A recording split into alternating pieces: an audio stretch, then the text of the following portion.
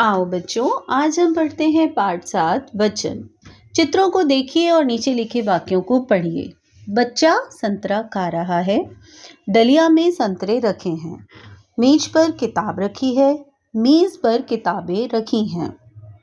बच्चों, ऊपर दिए गए वाक्यों में तुमने पढ़ा और यह जाना कि संतरा और किताब शब्द एक के लिए तथा संतरे और किताबें शब्द अनेक के लिए प्रयोग किए गए हैं। संज्ञा शब्द के जिस रूप से एक अथवा अनेक का बोध होता है उसे वचन कहते हैं। वचन के प्रकार। वचन दो प्रकार के होते हैं, एक वचन और बहुवचन।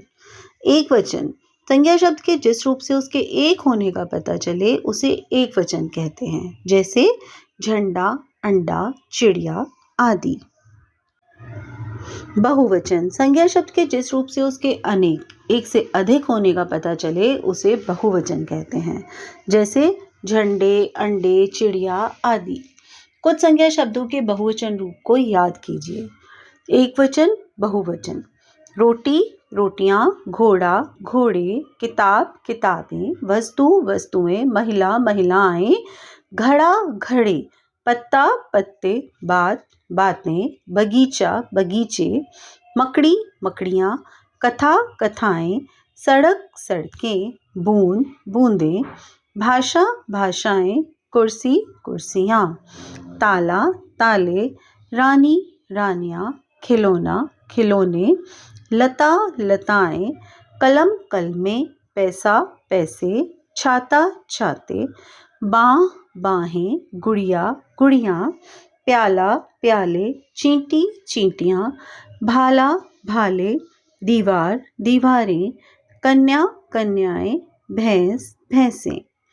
यह भी जानिए कि हिंदी भाषा में कुछ शब्द हमेशा बहुवचन के रूप में प्रयोग किए जाते हैं, जैसे प्राण, आंसू, बल, दर्शन आदि। श्रवण कुमार के प्राण निकल गए। परीक्षा में फेल होने पर गोलू की आंखों में से आंसू निकल पड़े। नेहा के बाल लंबे थे। आपके दर्शन पाकर मैं धन्य हो गया। हिंदी भाषा के कुछ संज्ञा शब्द एक वचन तथा बहुवचन में एक जैसे ही रहते हैं, जैसे पेड़ आदि, पेड़, आदमी, आम, मकान। ऐसी संज्ञा शब्दों में वचन की पहचान वाक्य में आए क्रिया शब्दों के आधार पर की जाती है। एक वचन, बहुवचन। पेड़ गिर गया, पेड़ गिर गए। आदमी दौड़ा, आदमी दौड़े। आम खाया, आम खाए। यह मकान है, ये मकान हैं। उपयुक्त क्रिया द्वारा पता चल रहा है कि पेड़, आदमी, आम, मकान एक वचन है या बहुवचन। सम्मान अथवा आदर देने के लिए एक वचन संज्ञा का प्रयोग भी बहुवचन के रूप में किया जाता है, जैसे अध्यापक कक्षा में पढ़ा रहा है। यह एक गलत वाक्य है। सही है, अध्यापक कक्षा में पढ़ा रहे हैं। गांधी जी महान था। गलत है, गांधी जी महान थे। वह मेरी माता जी है, वह मेरी माता जी हैं। कुछ संज्ञा शब्द सदैव एक वचन में ही होते हैं, जैसे वर्षा, आग, हवा आदि। यदि शब्द के अंत में बड़ी ई या बड़ा ऊ है तो बहुवचन में छोटा ई तथा छोटा ऊ हो जाता है, जैसे दवाई, दवाइयाँ, टोपी, टोपियाँ, बहू, बहुएं, वधू, वधुएं।